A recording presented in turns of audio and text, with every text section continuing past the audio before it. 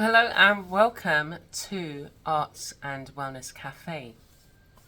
So, I'm so glad you could join me. Welcome to the studio today. It's a bit overcast and outside, so I thought I would spend the time in here. We might go out for a little bit if it doesn't rain, so we'll see. So, welcome. What are you drinking? I used to ask that in the beginning, and I'm drinking water.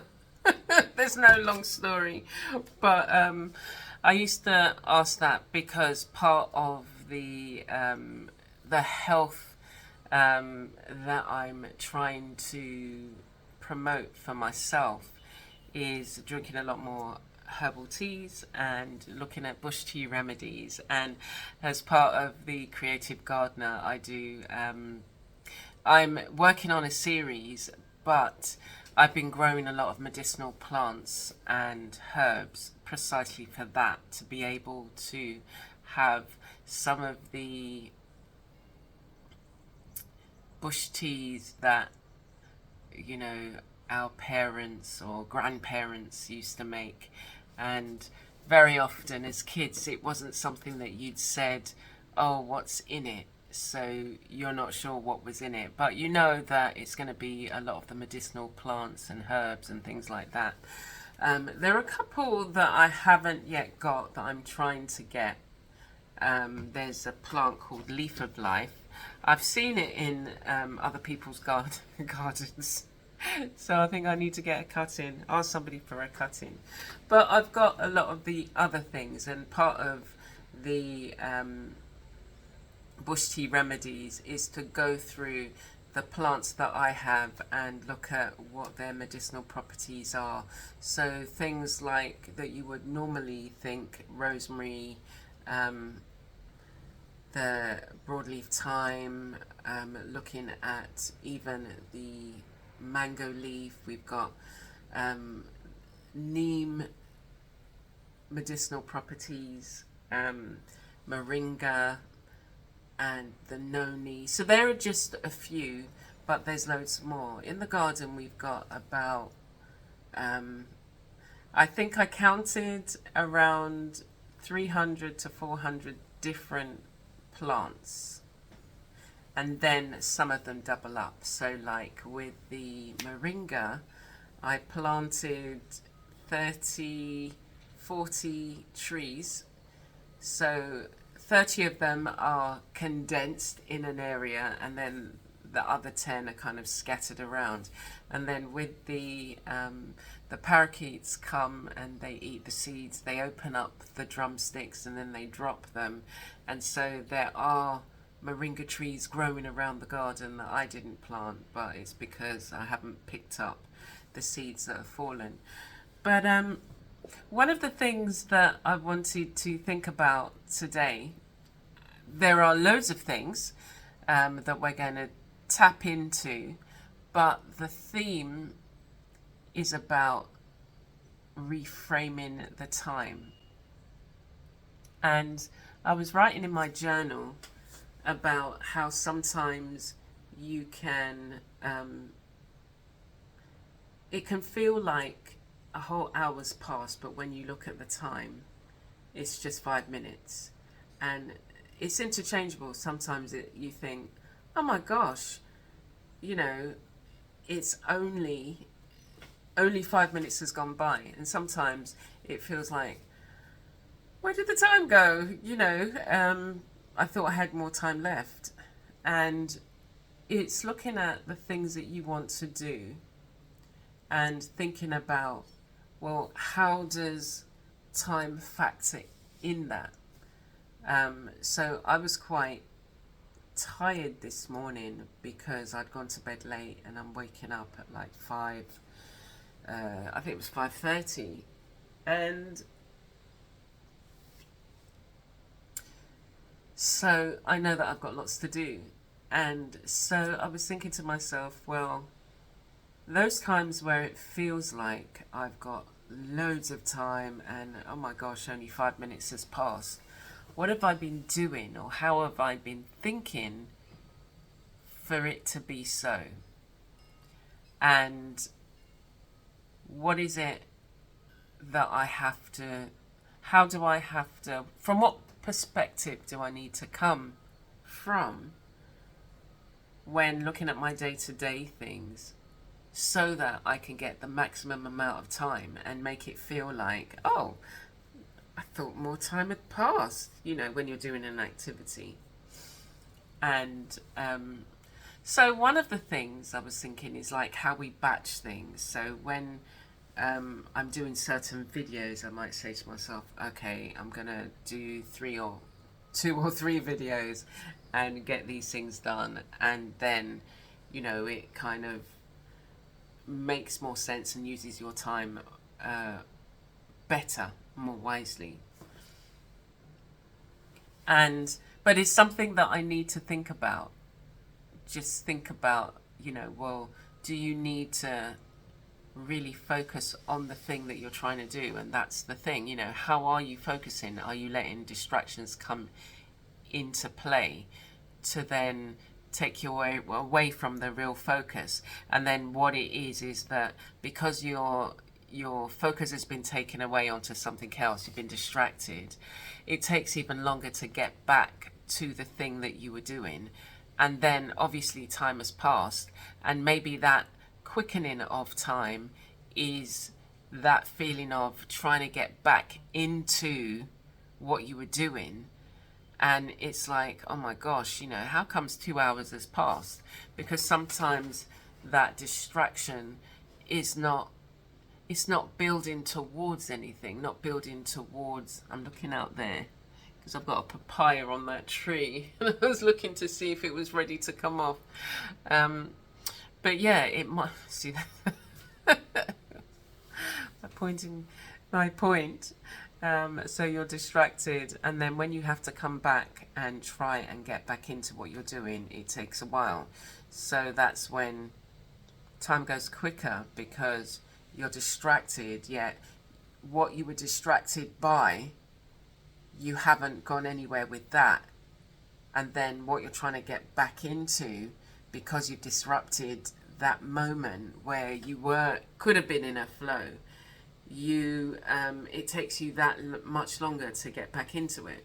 And maybe so that could be how the time feels really like, oh my gosh, time's really gone quickly. And so if you can focus on the thing and actually take it to a natural end, or where you say, you know, well, I want to do these things today, and because you're focused on it,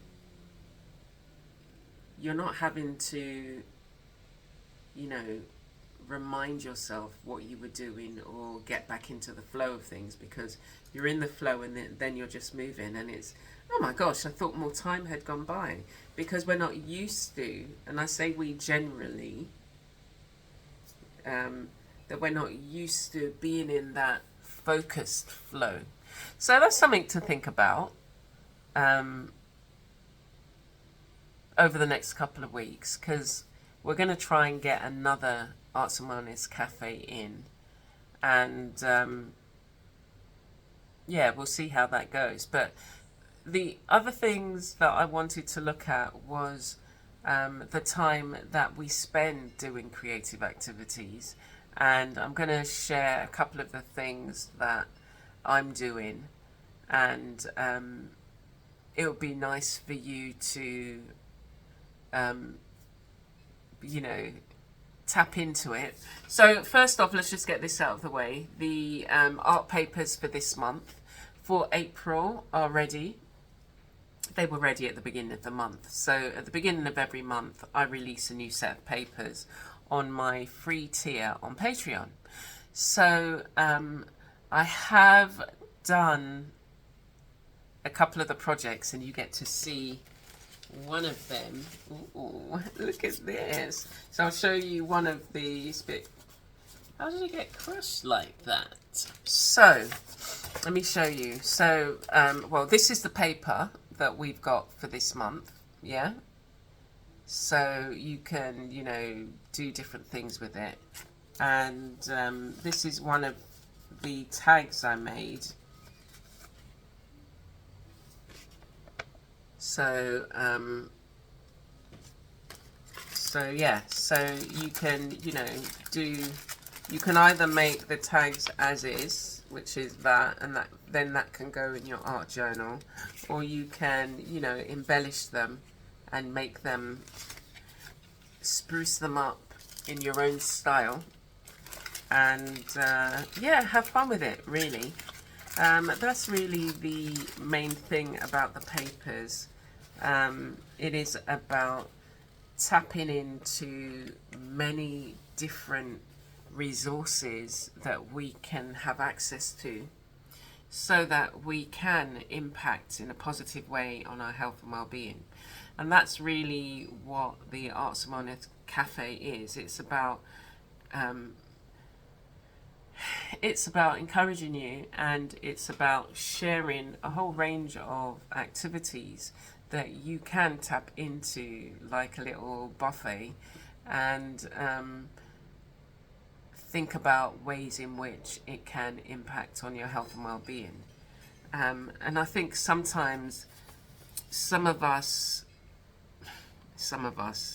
not me, sometimes we can forget it's these little acts of creativity that can, you know, change the way we're feeling, make us feel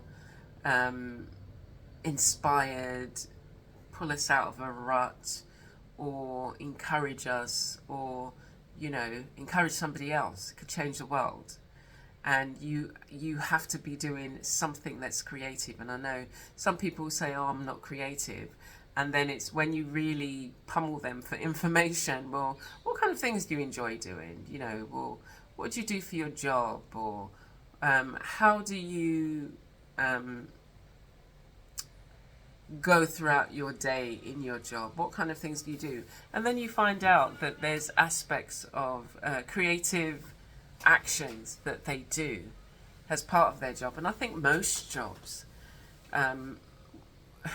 even outside of the job, if you look around you, everything was created by someone, yeah? Even your life. But when you look at the jobs that you may be doing, sometimes the processes that we use are creative. You know, the fact that we're writing, or we might be drawing, or designing, or, you know, I'm sure you can find a creative act in every single job, even if it's like road sweeping, you know, and the way that you sweep, or, you know, the pattern that you say, okay, I'm gonna go up first and then come down, and then I'm gonna go crisscross. I don't know, but that's probably a challenge to think about your job. If you're saying I'm not creative and there's nothing that I do creatively, it could be a hobby, or it might be that you need to start a hobby. Because I was talking to someone, and she was saying the same thing, you know, I'm not creative. And then through the conversation, she realized, actually, yes, there are aspects of creativity or creative actions that she does. And then I was saying to her, you know, if you you don't have any hobbies apart from, you know, meeting friends or going for a drink, but you don't have any hobbies, that if you couldn't go out, what would you do? Not just watch TV, but, you know, maybe it's time to think about the activities that you could do, and the things that you can if you go into certain shops, you might find little kits. So just like on my course platform, I have a fabric kit, so you can purchase this kit, and then there are video instructions on just little projects, and there are going to be a few more that are going to be uploaded to it. But you get a whole range of printed fabric, and then hand painted fabric, and a stitch project that is, you know, we hope that it can inspire and encourage you. So it is to think about what is it that you can do that is creative, and how can you set up some sort of system for yourself that you can, tap into, and it releases those serotonin. If you're feeling stressed, if you're feeling anxious about anything, then a small creative activity can be the thing that can really change your mood quite immediately. So some of the projects that I've been doing, I've been focusing on material musings and working on this project. And what I'd said to myself was, previously I'd been trying to finish them in like a week or two, and it's just like you're stressing yourself out to try and deliver something that, so generally speaking, people it takes a while to complete a project. So why are you trying to do it in, like a unrealistic time frame? So we've been also working on some wax resist. So I've been sharing as well wax resist projects, and you can join us. And this is wax resist, and then it's been stitched. So next week we're looking at how you then put the pieces together, like whether you frame it or whether you add it to another piece of fabric, whether you create a wall hanging, that kind of thing. And so I thought it was important with the material musings. It was important to just see some of the processes that some of these pieces take on as I spend my time finishing up and bringing it to that point where it's like, yeah, it's ready. So that's that project. Some of the other things that I've been doing is preparing for a online course. It's called Mastering Mixed Media Expo, and there's 35 of us, 35 teachers, and we're each bringing what our favourite thing is, our favourite mixed media activity. So I will show you a little sneak peek. It starts on the 1st of May to the 14th, so you can sign up free, and I'll leave the link in the description. So I hope you can join us for that, and I've got a really nice, there's a free gift, and if you go for the VIP, I've also got a really nice project, so that if you sign up you get access to that as well. The other thing I've been looking at is my least favourite colour in the Ugly Art Club. So I'm a guest artist on the Ugly Art Club, and so I share a technique that I would use when looking at my least favourite colour. And since I've done it, I'm thinking like other ways in which I can incorporate my least favourite colour into the mix. So we'll see. So you're quite welcome to join us, and I'll leave the link for that in the description. And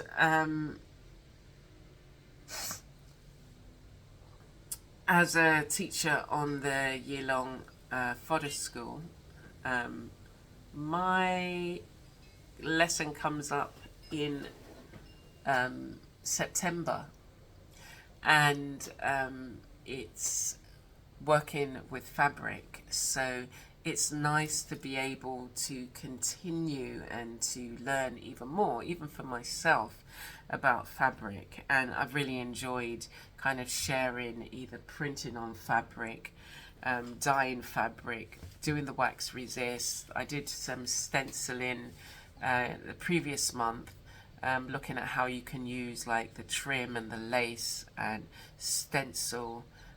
So I really enjoyed sharing that. And every month in fodder school, we kind of look at the other teachers, what they're bringing, and do our own take on it. So that's keeping me really busy. And also just it's nice looking at the work of others and seeing their perspective that they come from in doing their work. And it's really just to encourage you to, you know, if you're not able to collaborate with people, you know, look in your, you know, in your local community, what kind of people can you collaborate or, you know, work on a project or part of a project with, and just to share ideas, you know, to talk to. I think it's really something that's really important, that you need to make connections and have a community. I make sure that there's another artist I speak to on a weekly basis, and we just kind of share what we're doing, some of the struggles sometimes, or some of the high points, the moments. And it's just important to connect. And I do try and get to most of the, there's one coming up actually, most of the exhibitions that come up that I can get to, because it's important again to, you know, see the work of other artists and creatives and to connect with them. And you get to do that at the opening. You get to kind of have the one-to-one chat with them. Maybe not always for very long, because, you know, everybody wants to talk to them then. But yeah, it's very important for you to think about, well, what are you doing to connect with others? What are you doing to collaborate? And sometimes the work doesn't lend itself for collaboration, but it doesn't mean that you can't, you know, connect with artists who are maybe using the same kind of materials that you're using, and have some sort of dialogue. So that's, you know, one of the things that you need to maybe think about going forward. If I was to give you a tip in closing, and then we'll go outside because it's getting a bit warm in here. It's not rained yet, but it's overcast. So it would be nice to just really end in a green space, so that you can see the garden again, or just spend a few moments in the garden. But yeah, the tip would be about rewiring time, thinking about or reframing the time that we have, looking at it from a different perspective, seeing how we can make the most of the time that we are spending in whatever activity that we're doing, to be totally present. And also, when you're connecting with people, to be totally present with them. Don't be one of these people who has to be on their phone, you know, like swiping, and somebody's talking to you and you're doing this, or, you know, you're typing, or you're on Facebook. I think it's very rude. So engage with that person, listen to them, talk to them, connect with them. Something that they say might impact you, inspire you. Yeah, that engagement is important, because, you know, you think to yourself, the impact of isolation has a detrimental effect on your health and well-being, and they've done studies to show. And this was just for a week. Somebody being isolated for a week, it reduces their cognitive function. And what they did was they got them to answer a questionnaire before being isolated, and they couldn't watch TV or anything. It was just like they were just there. And then so they answered these questions and had to do some problem solving, and they were incapable, and they had reduced, you know, ability to be able to do it after they'd been isolated. And so we have to think about, you know, how we engaging, who we engaging with. And when we do come face to face with somebody, don't just, you know, it's just, hi, and then that's it. You know, ask them how they are, you know, listen to what they say. You know, some people, there's jokes where, you know, you say, oh, how are you? And you're expecting the person to say, oh, I'm fine. I'm fine, and you? And you know, that interaction is just that minute thing. And if you say, oh, how are you? And then they're going to go into this long, uh, down the meadow, round the bush, into the hay yard, or and everything in between, and you weren't interested. So, you know, it's time for us to look at things differently, because time, the saying, time waits for no man. But you have to be mindful of how you use it and what you do with the time that you have left. And for me, it's really important. So this idea of time is really important. The way I spend my time, how I use my time. You're not going to get a refund on any time you waste. So yeah, that's the tip to leave you. You're not going to get a refund. There's no refund on wasted time. So the time is now. The time is now. So let us spend the last moments out in nature and make the most of that time that we are out there. Yeah? So shall we? Let's go, shall we? Oh, I needed that. Just that fresh bit of air, and to hear the birds. Can you hear them?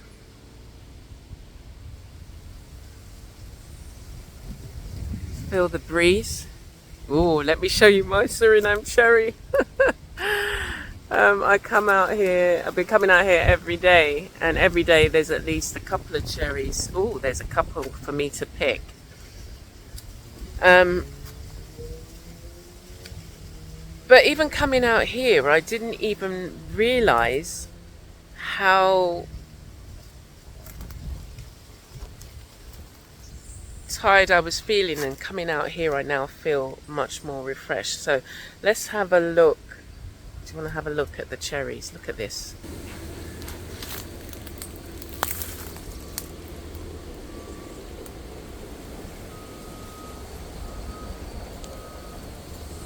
One of the flowers fell off. I did say to it, say to the Suriname cherry, that, see, all of these are potential fruit.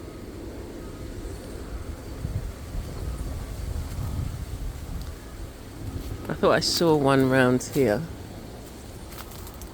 And what's happening is, because it's really dry and there hasn't been much rain, it needs more water.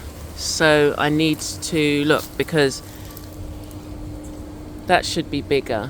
This is, the ones that I've been picking before have been bigger. Anyway, but that's your greenery for the time being. So I just want to encourage you to go out and spend some time in nature, to even if it's just to walk barefoot and or just allow the wind to blow through your hair. Blow the cobwebs out of the, you know, if you've been inside, you know, get some fresh air, and just be still for a moment and just listen. What can we hear?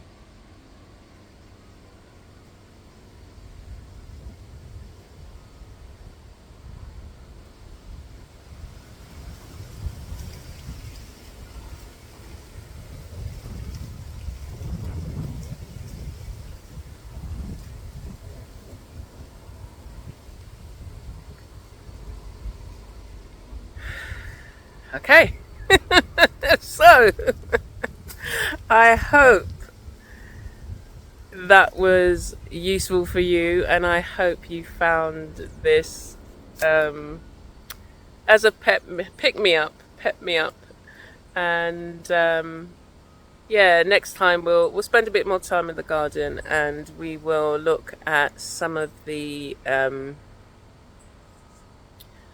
bush tea remedies as that I've been sharing in the creative garden. And yeah, the arts is something that is such an important part of our lives, and so I encourage you to find a creative activity and start doing something.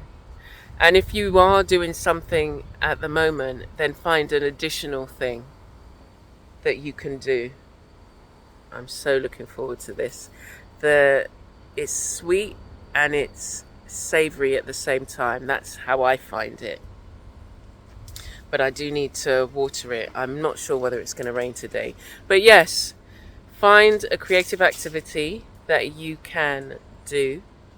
Take some time out in nature and know that you're loved and you are a blessing, and that there's something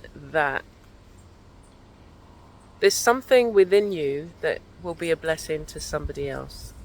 Something that you create, something that it might be something that you write, something that, but there's something that can be a blessing. So nurture it so that, there's somebody out there praying for someone like you to come along and share your gifts, your creative gifts, whether it's inspiring them. I'm not talking like, they're waiting for you to give them like $1,000, or pounds or whatever it is, but it's your creative gift that you are going to nurture that's going to be a blessing to somebody, because it will inspire them and encourage them. Yeah.